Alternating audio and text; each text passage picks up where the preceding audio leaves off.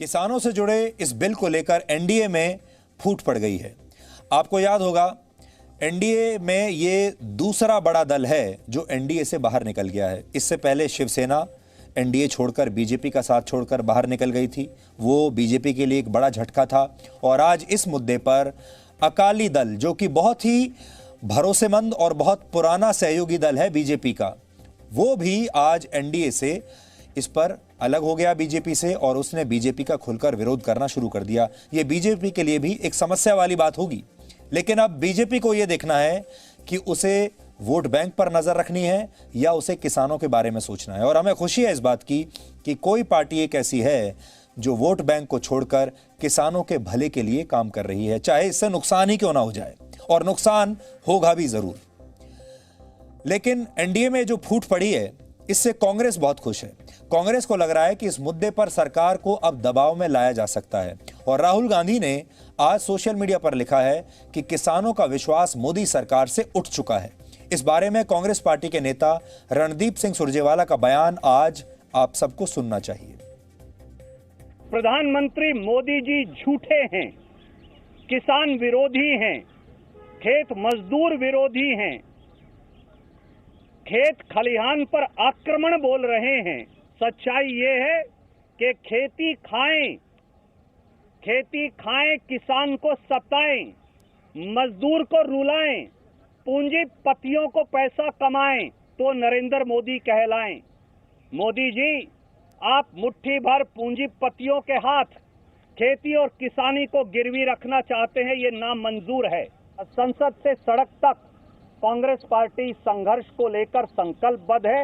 इस बात को सुनिश्चित रहिए, हम इस सरकार की ईंट से ईंट बजा देंगे, पर किसानों के ऊपर इस काले कानून का साया पड़ने से जब तक आखिरी कतरा हमारे अंदर खून का है, हम इसके लिए राहुल गांधी जी और सोनिया गांधी जी के नेतृत्व में लड़ते रहेंगे।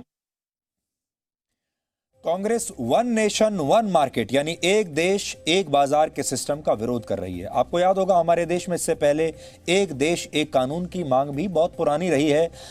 लोग ये मांग करते रहे हैं कि एक देश में एक ही कानून होना चाहिए। जम्मू कश्मीर को लेकर भी लोगों की यही नाराजगी थी, क्योंकि जम्मू कश्मीर में अलग कानून चलता था, यानी एक देश में एक कानून होना चाहिए। उसी तरह एक देश एक बाजार होना चाहिए। लेकिन कांग्रेस को यह पसंद नहीं आ रहा, और उसके विरोध में कितनी गंभीरता है आज हम आपको बताएंगे। आज कांग्रेस पार्टी के पोल हम आपके सामने खोल देंगे। और कई बार हमें ऐसा लगता है कि कांग्रेस पार्टी के नेता जब पूरा यू टर्न करते हैं पुराने अपने बयानों से, जब अपने किसी मुद्दे पर अपने विचारों को बिल्कुल बदल देते हैं, दिन और रात के बराबर ऐसा बदल देते हैं, तो क्या ये लोग एक बार भी ये होमवर्क नहीं करते कि इन्होंने पिछले साल क्या कहा था, पिछले चुनावों में क्या कहा था, इनकी सरकारों ने, पार्टी ने औपचारिक ऐलान क्या किए थे? क्या ये सब कुछ भूल जाते हैं? आज हम कांग्रेस पार्टी की याददाश्त पर कुछ चोट करेंगे ताकि कांग्रेस पार्टी के नेताओं को याद आ जाए। और याददाश्त उनकी इतनी खराब हो चुकी है कि 2020 में उन्हें 2019 का ही याद नहीं है। यानी एक साल पुरानी बात भी उन्हें याद नहीं है कि उन्होंने एक साल पहले अपने घोषणा पत्र में क्या लिखा था। या तो वो अपना घोषणा पत्र पढ़ते ही नहीं है, या फिर उनका घोषणा पत्र कहीं बाहर से बन के आता है।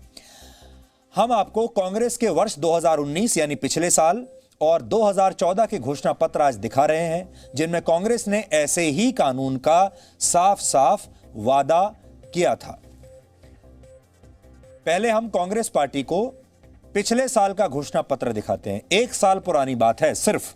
इसमें कांग्रेस ने वादा किया था कि वो सत्ता में आने के बाद एग्रीकल्चरल प्रोड्यूस मार्केट कमेटी यानी एपीएमसी एक्ट को समाप्त कर देगी, ताकि किसान अपनी मर्जी से कहीं भी फसल बेच पाएं।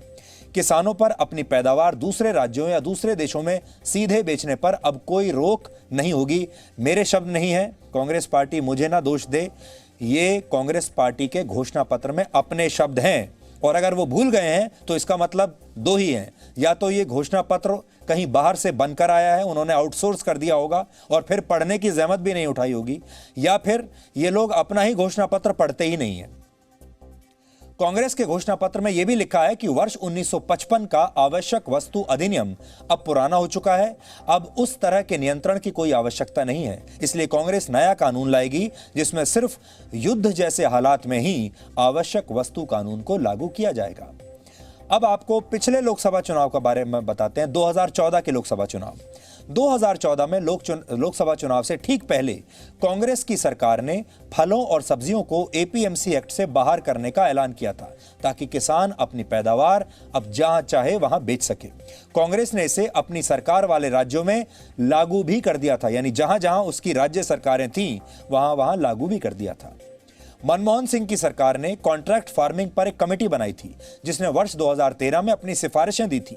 इनमें माना गया था कि किसान को कहीं भी अपनी फसल बेचने की छूट न मिलने के कारण वो बिचौलियों के जाल में फंस जाते हैं और उन्हें पैदावार का सही दाम नहीं मिलता। ये कांग्रेस के शब्द हैं, ये कांग्रेस के मैनिफेस्टो में लिखा हुआ है।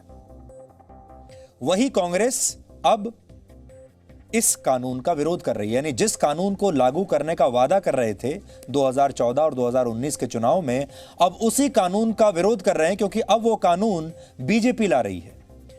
अब हम आपको 2013 का कांग्रेस पार्टी का एक ट्वीट दिखाना चाहते हैं, जो उन्होंने अभी तक डिलीट नहीं किया है। इस ट्वीट में लिखा है कि सभी कांग्रेस शासित राज्यों में फलों और सब्जियों को एपीएमसी एक्ट की लिस्ट से बाहर किया जाता है, और इस एक्ट के बाहर आने से किसान अपने फल सब्जियों को मंडी से बाहर खुले बाजार में भी बेच सकते हैं। ये इन्हीं का ट्वीट है। आज आपको दिखा रहे हैं दिसंबर 27, 2013 का कांग्रेस पार्टी का ट्वीट है उस समय। और देखिए हैशटैग क्या दिया है, INC CM with RG, यानी कांग्रेस के जो मुख्यमंत्री हैं वो RG के साथ हैं। RG है राहुल गांधी, और अब वही राहुल गांधी आज इसका विरोध कर रहे हैं। दिसंबर 2013 में कांग्रेस के नेता अजय माकन ने देश की पूरी मीडिया के सामने एक प्रेस कॉन्फ्रेंस की थी, और इस प्रेस कॉन्फ्रेंस में उन्होंने खुलेआम कैमरे पर आकर कहा था कि किसानों को उचित मूल्य दिलाने और महंगाई को कम करने के लिए मंडी से जुड़े नियम खत्म होने चाहिए। और दिलचस्प बात यह है कि इस प्रेस कॉन्फ्रेंस में यह ऐलान करते समय अजय माकन के साथ खुद राहुल गांधी भी उनकी बगल वाली कुर्सी पर बैठे हुए हैं, खुद मौजूद हैं। उनकी मौजूदगी में यह ऐलान किया जा रहा है अजय माकन द्वारा। वो वीडियो भी आज हमने निकाल लिया है। कांग्रेस पार्टी शायद भूल गई कि उन्होंने ऐसा कोई ऐलान किया था, लेकिन अब हम उन्हें आज याद दिलाते हैं। आप देखिए। भ्रष्टाचार और महंगाई दोनों के खिलाफ लड़ने के लिए राहुल गांधी जी के नेतृत्व में मुख्यमंत्री, कांग्रेस के 11 मुख्यमंत्रियों की बैठक के अंदर ये फैसले लिए गए। All Congress ruled states will buy 15th January 2014 delist fruits and vegetables from their respective agriculture produce marketing committees, APMC acts, so that the farmers have a choice of where to sell their produce and consumers will get the benefit of lower prices। यानी कि अभी APMC के act में states के अंदर जो list है उसके अंदर फ्रूट्स और वेजिटेबल्स भी शामिल हैं, तो इसलिए बगैर लाइसेंस के और बगैर आढ़तियों के और बगैर एपीएमसी मार्केट्स के उसको बाहर नहीं बेचा जा सकता।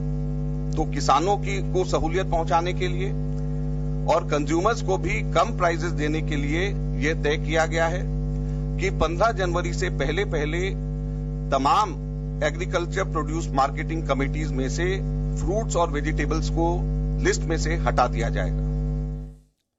27 दिसंबर 2013 का ये उनका बयान है, औपचारिक बयान है। और ऐसा लगता है दिल्ली में उस दिन बड़ी सर्दी रही होगी। गर्म कपड़े पहन के अजय माकन ये ऐलान कर रहे हैं पूरे देश के मीडिया के सामने। और आज कांग्रेस पार्टी ने बिल्कुल यू टर्न ले लिया है और अपने उन सारे बयानों से वो बिल्कुल मुकर गई।